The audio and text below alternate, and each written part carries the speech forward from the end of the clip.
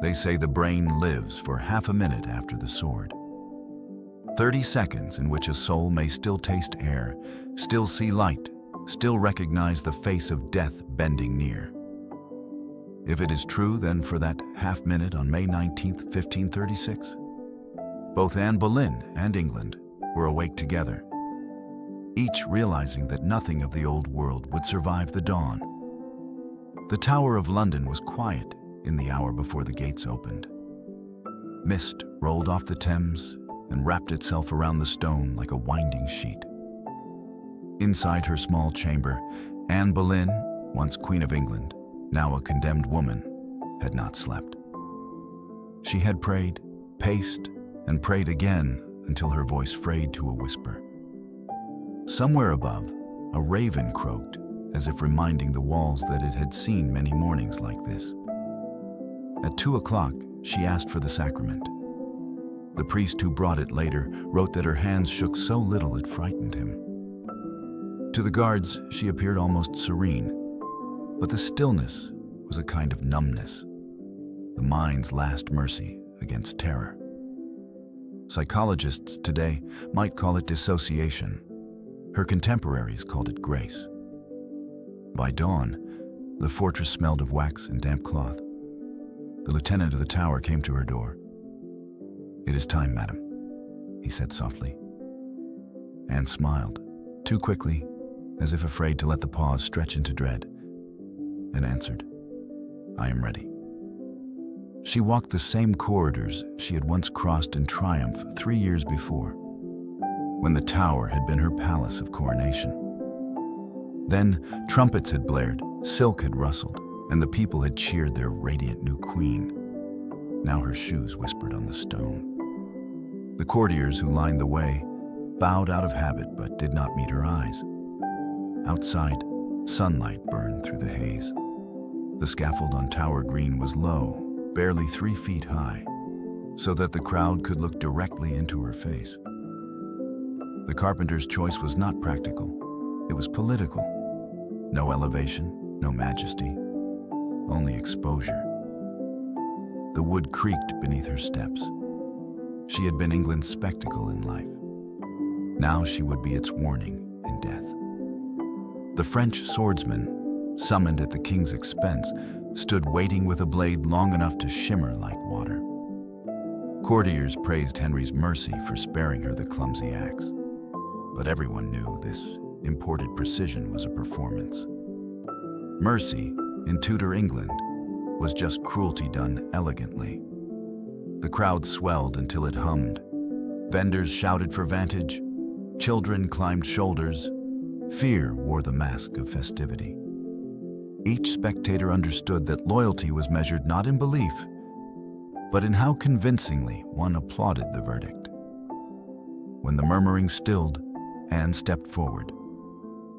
Her gown was gray satin trimmed with ermine, her headdress pinned so tightly it framed her face like a relic in silver. She looked at the sea of faces and spoke with careful formality. "Good people, I am come here to die, according to the law, and by the law I am condemned." She did not confess. She did not protest. Between those two silences, she built her final defense. Obedience that questioned guilt without saying so. The rhythm of her voice carried across the yard, low but steady, each word a negotiation between dignity and danger. She prayed for the king, as custom demanded, and thanked God for mercy, though none was present. Historians would later call her words submissive, but to those who listened closely, they were edged with irony. She accepted the sentence, but not the story. Her tone said what her tongue could not, that truth no longer mattered. The swordsman knelt to ask forgiveness. Anne granted it with a nod. She removed her cloak, her necklace, her headdress. Her women wept as they bound her eyes. She knelt upright, the French style, and began to whisper a final prayer. "Bring me the sword," the executioner called to his assistant in fluent deception. Anne turned her head instinctively, and in that instant, the blade flashed. A gasp rippled through the crowd. Some swore they saw her lips move afterward. Others claimed she finished the word Jesus before silence fell. For perhaps those 30 seconds, life lingered stubbornly. Then the body slumped forward and the head rolled into straw. The soldiers lifted it high for the witnesses to see. A cheer rose, not of joy, but of obedience. One woman fainted. Another crossed herself twice, uncertain which gesture was safer. England learned quickly. Within hours, messengers galloped to Whitehall, bearing confirmation that the king was free to marry again. The following morning, Henry VIII appeared in festive white, laughing, already speaking of Jane Seymour as his rightful consort. For the courtiers who watched him, it was more terrifying than grief. If a queen could vanish so neatly, what protection did titles or conscience offer anyone else? The kingdom understood the new rule. Truth was not what happened, but what the king declared. In churches that Sunday, priests thundered that justice had been done. In taverns, minstrels rewrote songs. The same mouths that once praised Anne's virtue now rehearsed verses about her witchcraft. Memory itself had become treason. But death leaves residues no decree can erase. Anne's ladies, forced to handle her remains, found no coffin prepared. They scoured the tower until they discovered an old arrow chest. Into it they placed the queen's head and body, wrapping them in linen still damp with blood. They buried her in haste beneath the chapel floor. No marker, no hymn, no peace. Above them, London moved on. Bells rang for the living king and his new beginning. But beneath the stones of the tower, something in England had shifted forever. When Anne's head fell, the crown did not. It simply changed shape. Morning came to Whitehall bright and windless, as though London itself had been scrubbed clean overnight. The bells that had tolled for Anne Boleyn's soul now rang for a wedding. Courtiers arrived in pale silks, servants scattered rushes perfumed with mint. At the center of it all, Henry VIII, dressed in blinding white, laughed loudly enough to be heard down the corridors. He called for wine. He called for music. He called for Jane Seymour. The courtiers' smiles were flawless, but behind every bow was calculation. They had seen how swiftly favor could turn to doom. The queen's head was barely cold, yet the king's eyes already sparkled with the energy of a man reborn. To survive in this New England, one had to mirror that brightness, fear disguised as joy. Outside the palace, the people whispered. The execution had been quick, clean, even elegant, they said. A single stroke, a foreign blade. The king had shown mercy. It was easier to repeat those words than to question them. To live in Henry's England was to repeat the narrative until it became truth. The machinery of forgetting began its work before Anne's blood had dried on the scaffold. At the royal printer's workshop, presses thundered through the night, producing pamphlets condemning the late queen's wickedness. Priests received new sermons to deliver that Sunday. A woman of sin, a traitor to her king, a Jezebel cast down by God's justice. In the same ink that damned her, Henry's name was glorified as England's moral compass, his authority now sanctified by heaven. Thomas Cromwell, Henry's chief architect of power, oversaw every word. He knew that executions were not complete until the story matched the sword. It was Cromwell who ordered the removal of Anne's initials, A, entwined with H, from palace walls. Stonemasons carved them out carefully, leaving scars in the marble like healed wounds. Portraits were recalled and repainted. Poets revised their verses. Every line that once praised Anne's wit now condemned her ambition. Even the royal mint was instructed to melt coins bearing her image. Her face, once pressed into silver and passed hand to hand, now vanished into molten metal, reborn as currency bearing only the king. The erasure of Anne Boleyn was total, efficient, and absolute. 3 years earlier, she had been the radiant face of England's Reformation, the woman who persuaded Henry that his conscience outweighed papal law. She was the New Eve, the symbol of God's favor for a church liberated from Rome. Now, the same pulpits that once celebrated her virtue declared her destruction proof that God despised her pride. This reversal revealed the truth at the heart of Tudor religion. Faith was not sacred. It was convenient. God's will could be edited like a royal proclamation. Henry had torn England from the Pope to crown himself its spiritual head. But in doing so, he replaced divine mystery with bureaucratic decree. The Church of England was born not from faith, but from desire. Anne's death was the first test of that system. Could the king's conscience truly define right and wrong? The answer came in the silence that followed her beheading. Bishops who had argued for mercy now preached compliance. Parliament, once a check on royal excess, sat mute. Conscience had become treason, obedience had become salvation. In the quiet rooms of the Tower, the women left behind bore witness to another kind of cruelty. Anne's ladies-in-waiting had been ordered to clean the scaffold, gather her remains, and prepare them for burial. There was no coffin. They found an old arrow chest, large enough, perhaps, if they bent the knees. One woman fainted at the sight. Another whispered the Lord's Prayer over and over as they wrapped the head in linen still slick with blood. The burial was done in silence, under guard, in the chapel of St. Peter ad Vincula. No candles, no hymn, no inscription. The soil swallowed her without ceremony. The women were forbidden to mark the spot. That same afternoon, orders arrived stripping Elizabeth Tudor, Anne's daughter, of her title. At 2.5 years old, the child became illegitimate by decree. Her nursery attendants were dismissed, her wardrobe sold, her coat of arms erased. What had been the heir to a new dynasty became a nameless girl in borrowed rooms. One chronicler recorded that she asked after her mother and received no answer. But children remember silence, and silence leaves its own scar. London adjusted to the new reality with astonishing speed. In taverns, drinkers toasted Jane Seymour as if the old queen had never existed. Musicians reworded ballads to praise Henry's deliverance from temptation.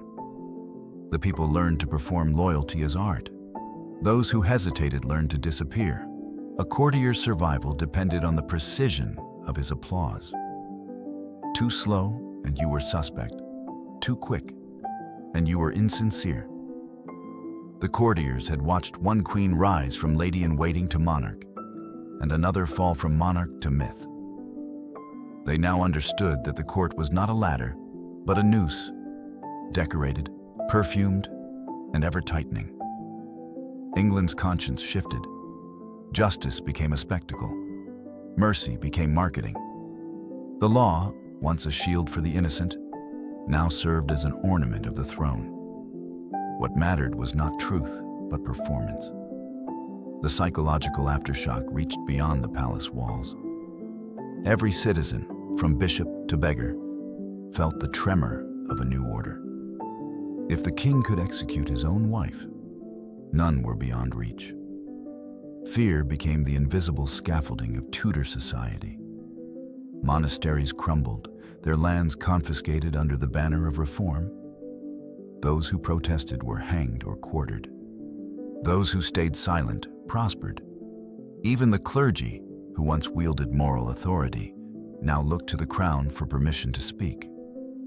Faith had been nationalized. Salvation now required a royal license. Yet the memory of Anne lingered like smoke. Her story traveled in whispers, among women in kitchens, among clerks in alehouses, among scholars who still smuggled forbidden books printed on the continent. Some said she had been a martyr to the new religion. Others said she had been punished for ambition. Both were right, and neither mattered. What mattered was that her death became a reference point, the proof that power could rewrite reality overnight. In the weeks following her execution, England's transformation accelerated. Henry married Jane Seymour barely 10 days later. Parliament confirmed the legitimacy of their union before the ink on the marriage license had dried. Cromwell moved swiftly to seize more monasteries, justifying it as divine will. Every sermon, every decree, every proclamation repeated the same message. The king's judgment was the hand of God. It was an elegant illusion and an effective one. The people learned to confuse fear with faith. They called it providence when the harvest was good, and treason when it was questioned. The Tudor monarchy had discovered its most potent weapon: narrative control. Anne's life had begun the Reformation. Her death completed it. The break from Rome was no longer a rebellion, it was doctrine. Her blood washed the last traces of papal allegiance from England's conscience. From her fall rose a new kind of kingdom, cynical, centralized, and efficient. But not all were convinced.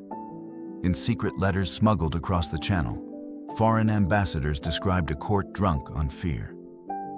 The emperor's envoy wrote that the English speak as if rehearsed, for none wished to be heard saying otherwise.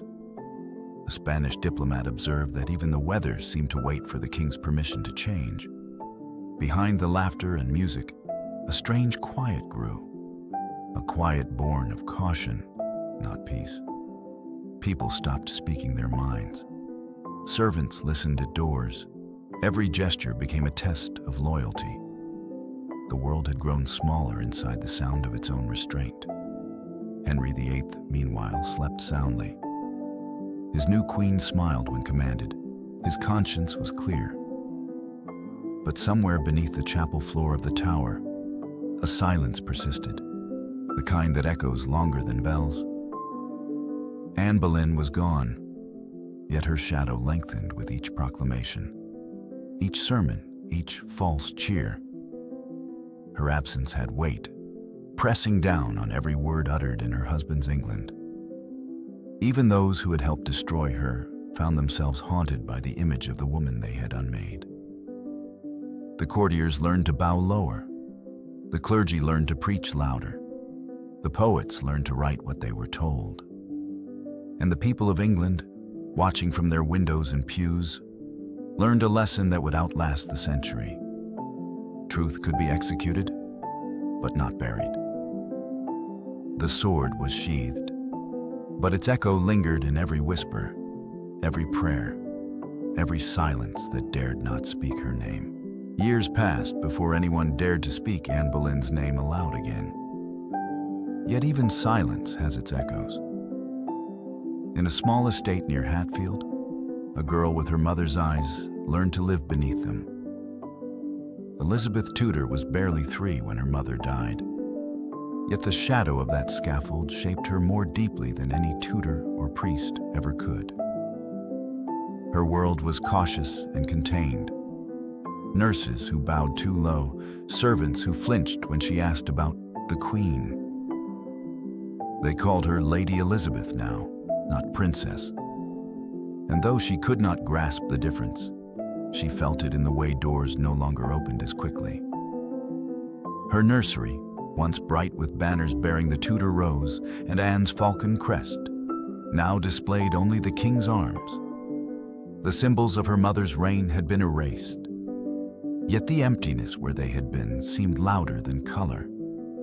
At night, the child would trace her small fingers over the embroidered initials on an old gown, a forgotten relic tucked away by a sympathetic maid, and whisper a name she barely remembered. She did not know it then, but that act of defiance, silent and private, was the first step toward reclaiming what England had tried to forget. The court did not speak of Anne Boleyn, but her absence became a kind of presence. Every time Elizabeth curtsied to her father's new queen, she performed survival. Every time she answered politely to the men who measured her worth by bloodline, she practiced control. The little girl grew into a young woman schooled in observation, how to smile without yielding, how to agree without promising, how to listen without speaking her heart. It was said she inherited her father's temper, but those who knew her well saw something colder, quieter. Her mother's restraint sharpened into armor. Henry had ruled by appetite. Elizabeth learned to rule by silence. By the time the old king died in 1547, England had changed beyond recognition. The monasteries were gone, the saints erased, the country's faith rewritten in English rather than Latin. But though the nation had learned new prayers, its conscience still bore the mark of fear. The people who once trembled before the Pope now trembled before their monarch. Authority had merely changed hands. Under her half-brother Edward VI, reform turned militant. The boy king's council burned Catholics and confiscated relics. God's name became the currency of policy. Elizabeth watched quietly, absorbing every sermon, every execution, every purge. She learned that zeal could be as dangerous as doubt. When Edward died, the throne passed briefly to Lady Jane Grey, then to Mary, the elder sister who restored Catholicism with fire and sword. During Mary's reign, Elizabeth's survival once again depended on the skill her mother had never mastered: restraint.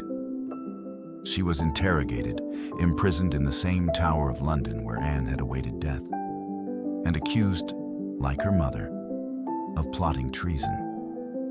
But where Anne had argued innocence with courage, Elizabeth learned to feign ignorance with grace. "If anyone ever did so by commandment," she told her captors, "I never knew it." Each day in that cold fortress, she walked past the chapel where her mother lay in an unmarked grave. The same ravens still nested on the walls, the same stones still bled damp through the spring rains. In the silence of those halls, she did not pray for rescue. She prayed for memory. Mary spared her, perhaps out of family guilt, perhaps because Elizabeth had made herself appear harmless enough to live. But something inside her changed. When she emerged from the tower, she carried her mother's ghost not as a curse, but as a creed. Never again would she be powerless beneath a man's will. When Mary died in 1558, London erupted with a cautious hope. The young Elizabeth rode through the city gates to the cheers of a people starved for steadiness. As she passed beneath the tower arch, the same one through which her mother had entered in chains, she paused for a moment. Those watching said she lifted her eyes to the sky and murmured a prayer no one could hear. Her coronation, held in the same Westminster Abbey that had once crowned Anne's triumph, was England's rebirth. Gold banners rippled in the wind, choirs sang in English, and nobles who had once served 3 different faiths bent the knee again. The daughter of the executed queen now ruled by divine right. History, once weaponized against her bloodline, had turned in her favor. Elizabeth understood what none of her predecessors had. Power survived not through force, but through narrative. Where her father ruled by fear, she ruled by myth. She crafted an image of herself as the Virgin Queen, married to her kingdom, unthreatened by foreign influence or domestic faction. It was theater, just as her mother's death had been. But this time, she was the director. She surrounded herself with mirrors, poets, diplomats, scholars. Each reflected the image she wished to show the world. Her portraits glowed with symbolism: pearls for purity, suns for enlightenment, serpents for wisdom. To a nation haunted by instability, she became an idea rather than a woman. flawless, untouchable, immortal. The irony was divine. Henry VIII had sought to erase Anne Boleyn to secure a male heir. Yet it was Anne's daughter who forged the longest and most stable reign in English history. The very qualities for which her mother had been condemned, intellect, independence, refusal to bow, became the virtues that defined her daughter's rule. Under Elizabeth, England transformed again. But this time the transformation was organic, not coerced. Art flourished, trade expanded, the seas became England's inheritance. The wounds of religious war began to scar over. The nation no longer looked to Rome or to one man's conscience for truth. It looked inward, toward a collective sense of destiny. Still, the price of that triumph was solitude. Elizabeth never married. She could not. To share her power would be to invite the same fate that had taken her mother. "I will have but one mistress and no master," she told her counselors. Behind the wit and brilliance, there was always calculation. Every gesture of mercy was measured, every moment of rage rehearsed. She ruled with the precision of a blade honed by fear. As the years passed, her reign turned legend. Children grew up hearing of Gloriana, the golden queen who defied popes and kings. Yet beneath the pageantry, Elizabeth carried a private faith that her mother's death had not been in vain. Each act of wisdom, each moment of restraint, was a quiet offering to the woman history had tried to erase. In her private chambers hung one forbidden relic, a miniature portrait of Anne Boleyn, painted in secret and kept behind a curtain. Visitors said the queen sometimes drew the veil aside and looked at it for a long time without speaking. No one dared to ask what she saw. Perhaps she saw the warning, perhaps the forgiveness, perhaps herself. When she died in 1603, the court mourned as though England itself had ended.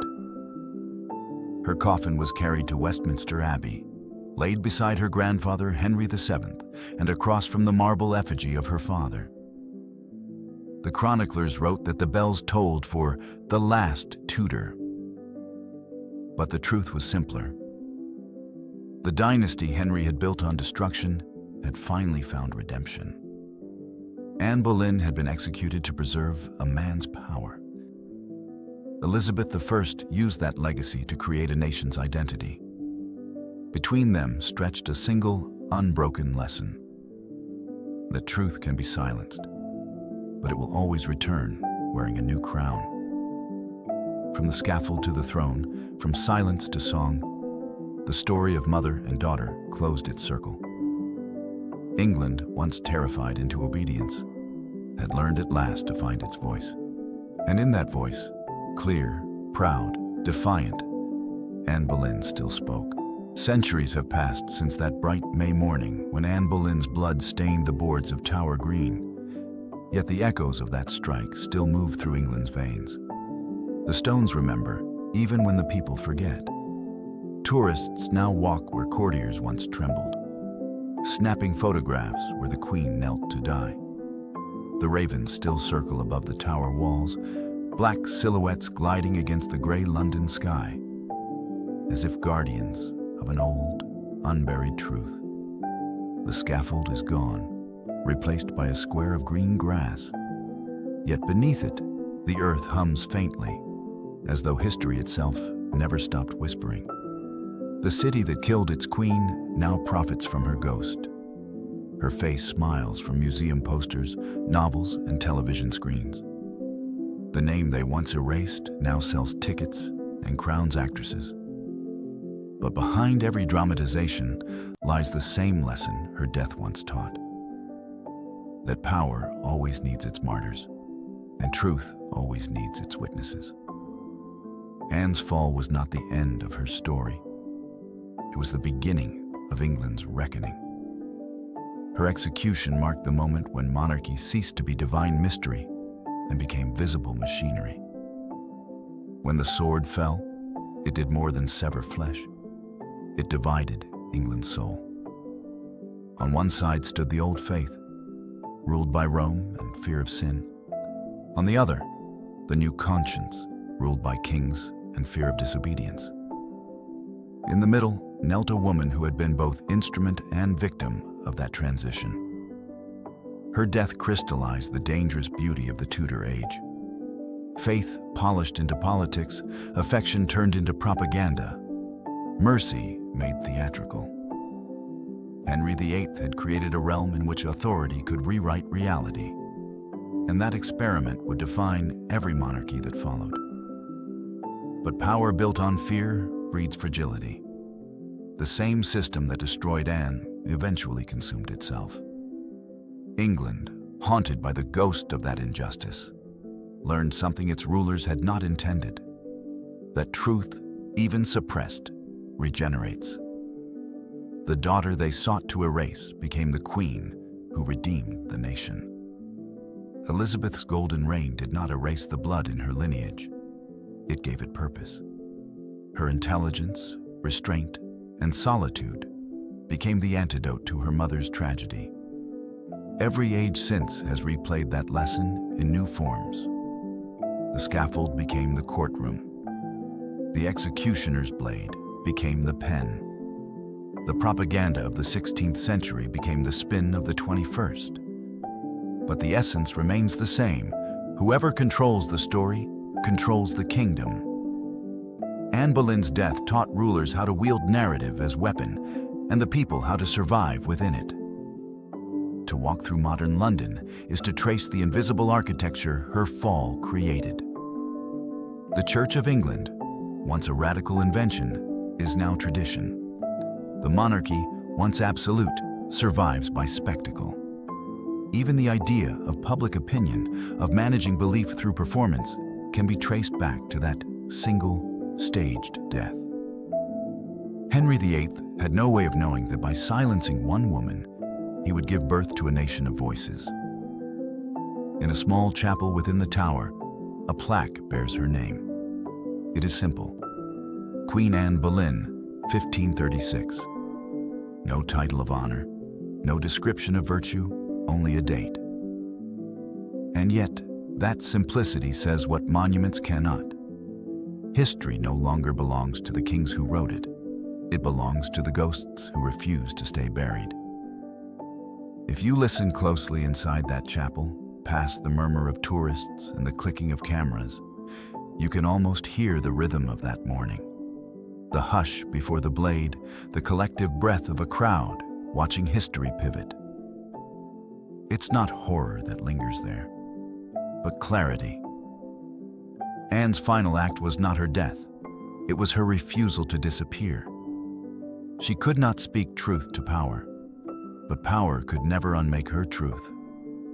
The church bells that once celebrated her destruction now toll across a world she helped create. Every sermon in English, every act of parliament independent of Rome, every crown worn by a queen who rules by her own mind, all are echoes of that cut on Tower Green. In death, Anne Boleyn achieved what life had denied her: permanence.